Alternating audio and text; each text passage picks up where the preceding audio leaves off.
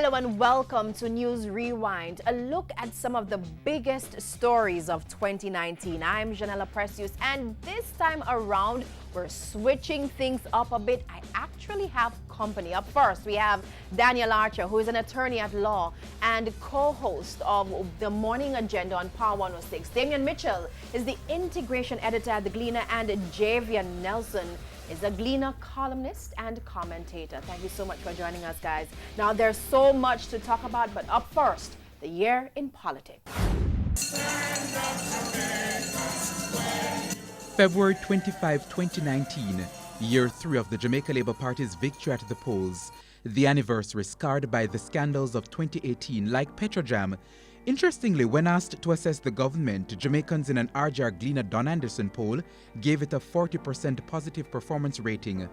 The poll, which was conducted between February 15 and March 3, 2019, saw the man at the helm, Andrew Holness, getting an even higher rating. As for the opposition leader, Dr. Peter Phillips, not a very flattering result, with just a 12% positive rating. Jamaicans also gave the PNP a 15% positive rating. February 2019 was also one of tragedy for the opposition. Member of Parliament for East Portland, Dr. Linvale Bloomfield, was murdered at his home in the parish. This left a vacancy in the lower house, one which the PNP thought would have been filled by Vice President Damian Crawford. He was up against political newcomer Anne-Marie Vaz. So when I hear them say tourism, I am the one who know about the tour. They are the ones that know about the ism and the schism. That this election is a competition between a beautiful face and a beautiful mind. Beautiful speaking can't put food on table. Beautiful speaking can't put water in a pipe. Beautiful speaking can't build road. Beautiful speaking can't pay your supermarket bill or send your picnic to school. Action do that. After an intense campaign, Anne-Marie Vaz emerged winner. That was in April. Then by June, battle lines were drawn. Peter Bunting, under the Rise United theme, offered himself to lead the opposition People's National Party. His campaign manager, Dr. Dayton Campbell. I am a PNP. This is the People's National Party. This is not Peter Phillips' National Party. This party belongs to the people, and therefore we will not sacrifice the party for one man. The party president, Dr. Peter Phillips, responded, and the One PNP campaign was launched. We have two Peters, but understand this, comrades. We have Peter the believer. And you listen to him say we can, and him still believing. But we have Peter the deliverer, who said that we will, because he's done it before, and he's going to do it again. And when they did, after the delegates' votes were counted, Dr. Peter Phillips won the contentious leadership race with 1,427 votes to Peter Bunting's 1,351. So we're giving scorecards for the biggest winners and losers in politics for 2019. Now, my guests each have a paper and a marker. Okay. And I will ask the questions and they provide the score. So up first, and I want you to lift your papers all at once, but up first, I'm gonna ask, out of 5, with 5 being the highest, how do you rate the government's performance?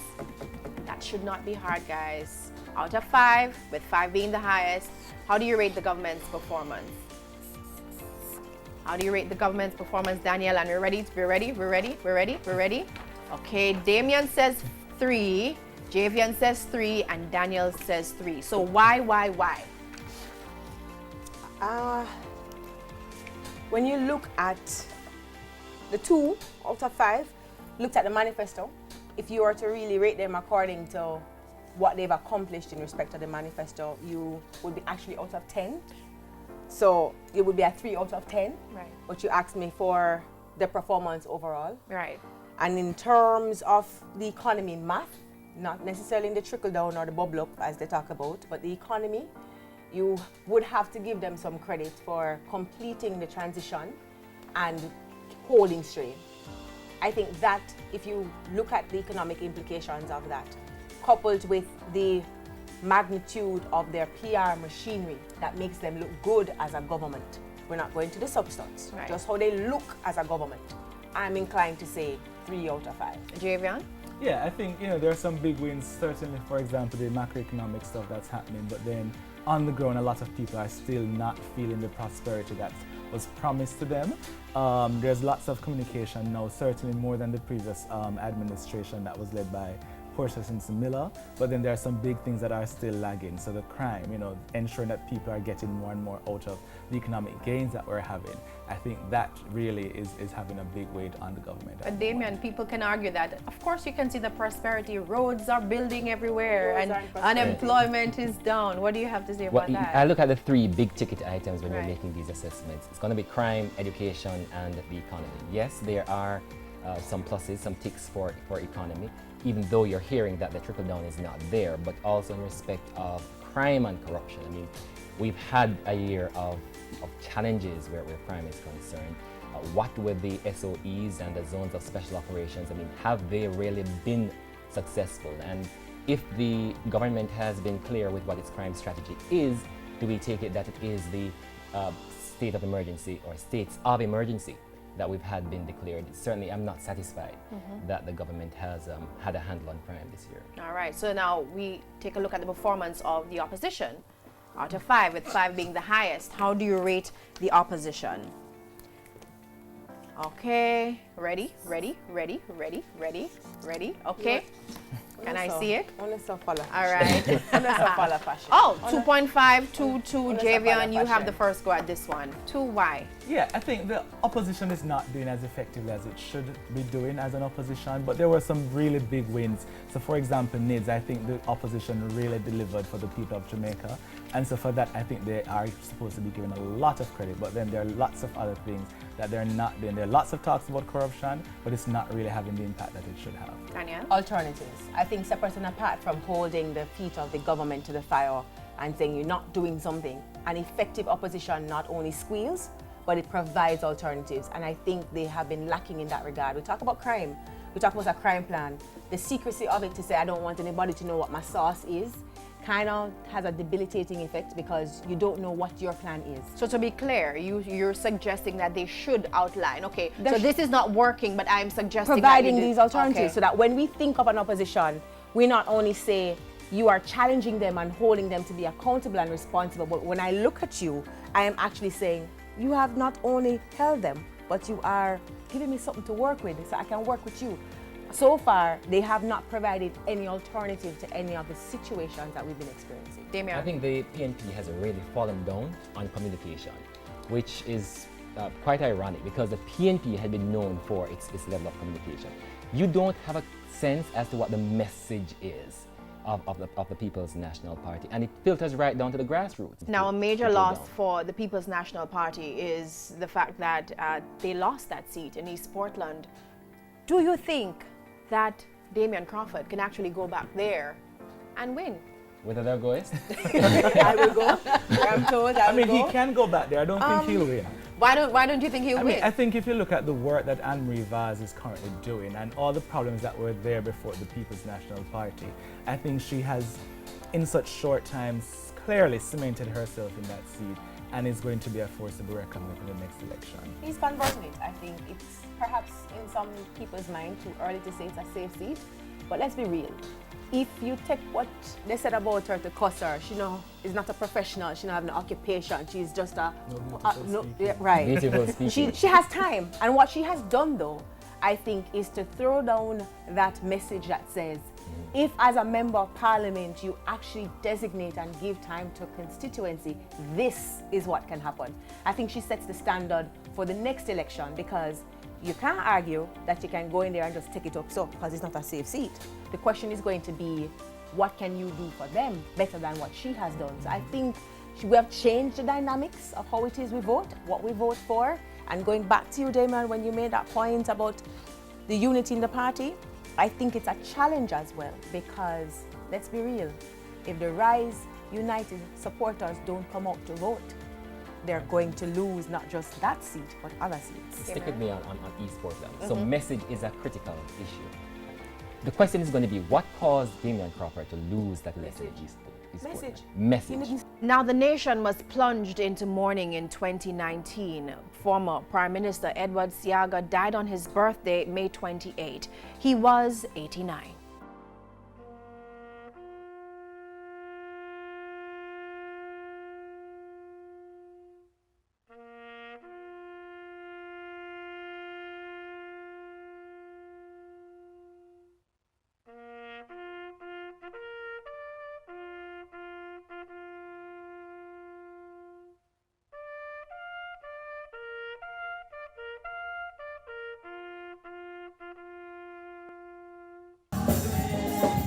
The turnout for Mr. Seaga's nine-night celebration was huge. At times, the gathering could easily be mistaken for a political rally.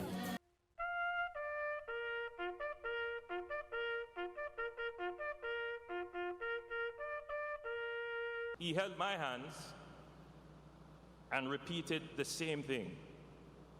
Andrew, don't forget the poor. Tenure 43 unbroken years in Gordon House, a record which may never be broken in parliamentary longevity or numerically by virtue of the innumerable acts and bills still standing in his ministerial name. Out of fear, he brought stability and a sense of security. Out of it, he brought love. By doing so, he not only removed the people from the slum, but removed the mentality of the slum from the people in West Kingston.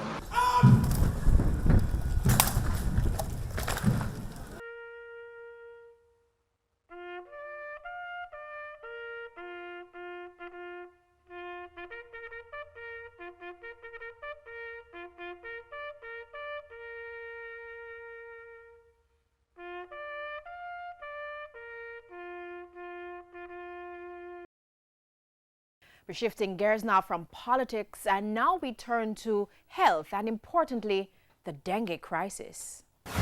If you know one pop down and fenke, if you burn mosquito and run with dengue. We've seen and heard jingles across radio and TV for people to take action against the mosquito-borne disease dengue. But it seems zappers and pesticides are no match to the Aedes aegypti mosquitoes. So far, 63 Jamaicans, mostly children below 14 years old, have lost their lives to dengue. For 2018-2019, up until the 21st of November, we have seen 63 dengue-related deaths. We have concerns over the numbers. As the minister reported on October 8, 2019, that, and I quote, for the period January 1, 2018 to September 30, 2019, there were 135 suspected and confirmed dengue-related deaths, 47 in 2018 and 88 in 2019. And he said then that 10 of these occurred in September. Yet in November, the said minister changed the numbers to reflect lower deaths. The Ministry of Health and Wellness has stepped up its enhanced vector control program to include 1,000 temporary vector control workers employed to do public education and search and destroy activities in communities to eliminate breeding sites, expanded fogging program to kill the adult mosquitoes in high risk and other communities. A dengue crisis is unfolding, but the people charged with destroying mosquito breeding sites continue to come under attack, and they're fed up. You know, I am upset. My colleagues inside, they are very much upset. They are very high rated. It would have been a lot worse.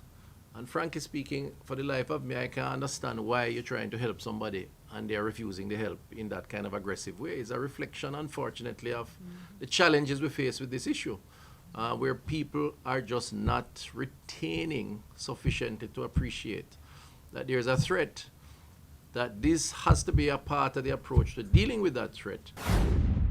All right, guys.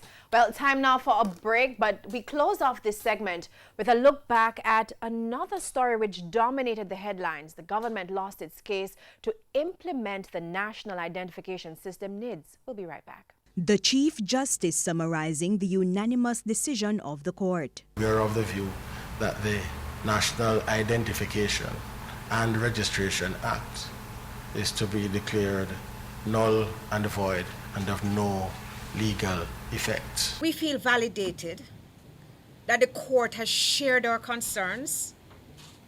The court has reflected exactly what we have been saying from the outset and has found that this legislation breaches our constitutional rights. Let me make it clear that the government is not abandoning the identification aspects of NIDS. The situation is what it is, and government will be compliant. We have developed a new national identification policy, which will be converted into legislation that we hope will be the standard set, and we will come to the Parliament hopefully by the end of the current legislative year with the legislation.